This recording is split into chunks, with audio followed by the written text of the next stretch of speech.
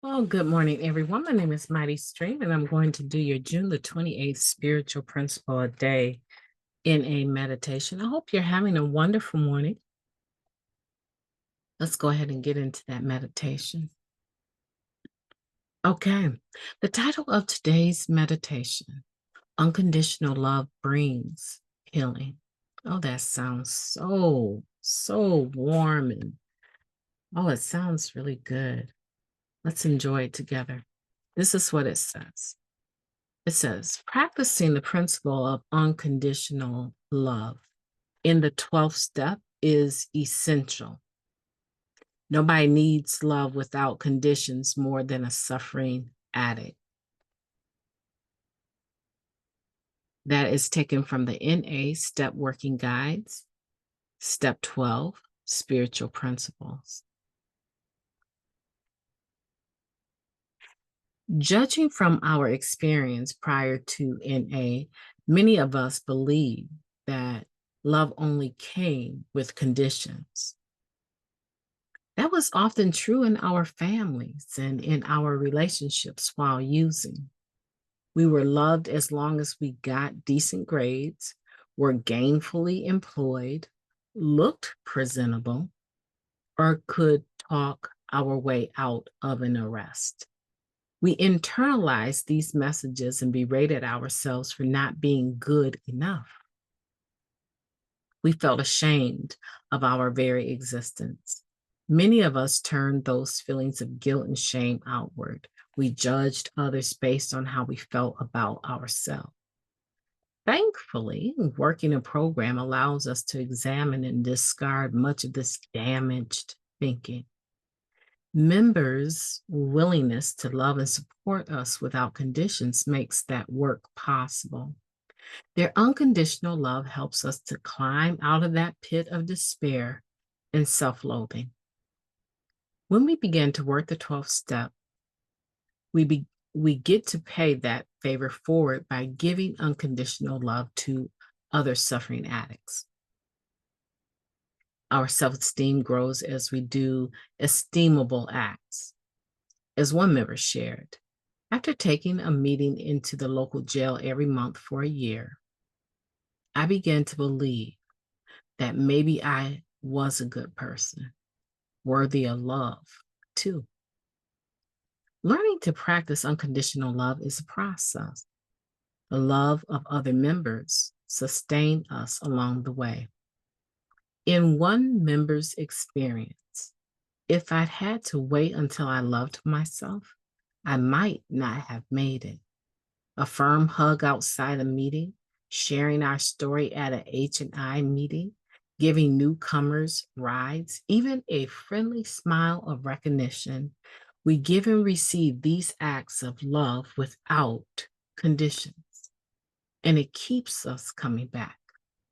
Today, I will give away the unconditional love that was and is so freely given to me.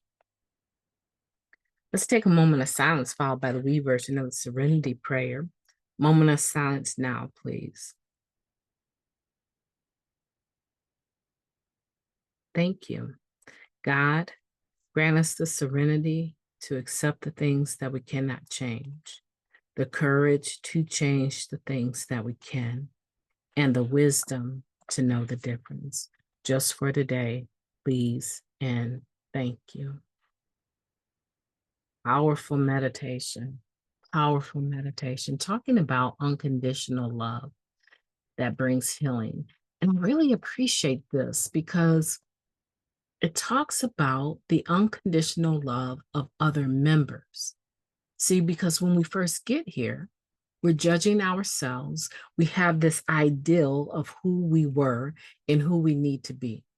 And generally speaking, when we first get here, they're very similar because we're still depending on what we would call character defects now, but we're still depending on them as survival skills, right? We need that skill set in order to make ourselves feel worthy, make ourselves feel better about ourselves compared to other people.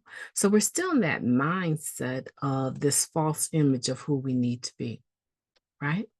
So what happens though is we begin to recover, we start to see and understand that a lot of that was a facade.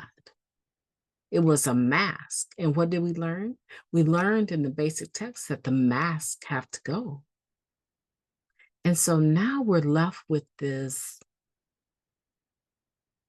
reality, this understanding about ourselves that a lot of who we presented ourselves to be was false. So now what happens? When I drop the ball and I'm in recovery, I don't get to use false pride to make it seem like I intended to drop the ball. I didn't want to do that anyway. So I told you that. Yeah, you might have told the person that you really didn't want to do it, but you agreed to do it. And so now in recovery, I don't get to act like, you know, it's okay that I dropped the ball, that I didn't do what I said I would do, and become haughty and prideful about the fact that you have the audacity to check me about it. No, we find now in recovery, we don't get that luxury of lying to ourselves or others, of using character defects to make ourselves look better and feel better in a situation where we know beyond a shadow of a doubt that we did not do or say or behave the way that we should have in accordance with spiritual principles. And so today, we feel the weight of that pain. We feel the weight of that compromise. We feel the weight of that deceit. We feel the weight of that lie, of that cheat, that misbehavior. We feel the weight of it in its fullness. And we can be hard on ourselves sometimes in that state. As it says in the first paragraph, we feel guilt and shame sometimes. But it is the love of the other members, the love of the fellowship that can bring us through, because they have the insight to know that you're okay, you messed up, but don't use about it.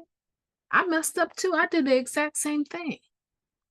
My wife left me. My husband left me. I cheated on him so many times. I messed up. I was clean, but I wasn't living a clean life. Okay. So you're gonna do some jail time because you picked up something that didn't belong to you and you were clean? You're not the first member in Narcotics Anonymous to go to jail clean, and you won't be the last. Stop beating yourself up. In fact, we say around here, turn the butt kicking machine off, right? Okay. You got out of a very bad relationship with a narcissist, a jerk, but your heartstrings pulled you back in. Okay. You won't be the first person that had to repeat something like that. And maybe it'll work out this time, maybe it won't. But we're not going to use drugs over it.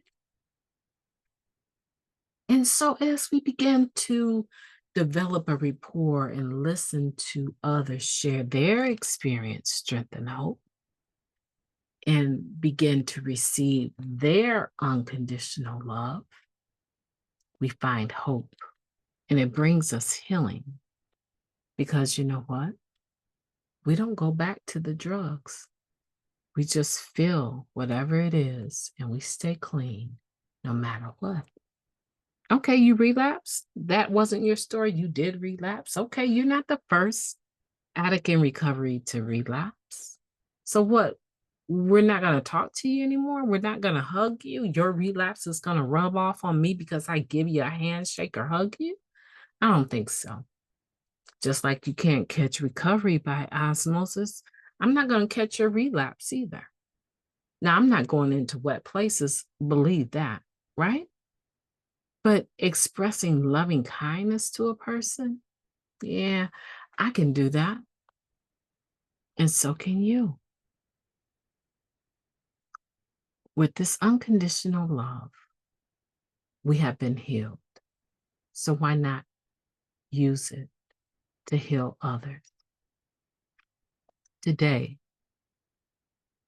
I will give away the unconditional love that was and is so freely given to me.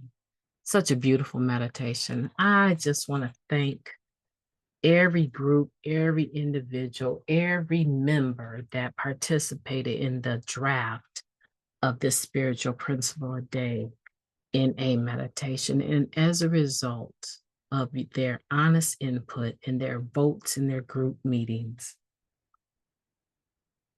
we have yet another beautiful meditation that we can use, that we can read, and that will be with us to the very last breath that we take.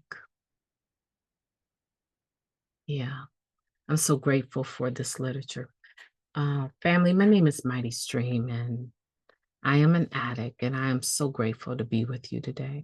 I hope that you have received something beneficial from this meditation, and I hope that it catapults you forward into the most beautiful June the 28th that you have ever lived thus far. Let's show gratitude today. I'm going to have a great day on purpose, and I know that you will too. Make sure that you do. Leave me a comment down below as soon as I see your comment.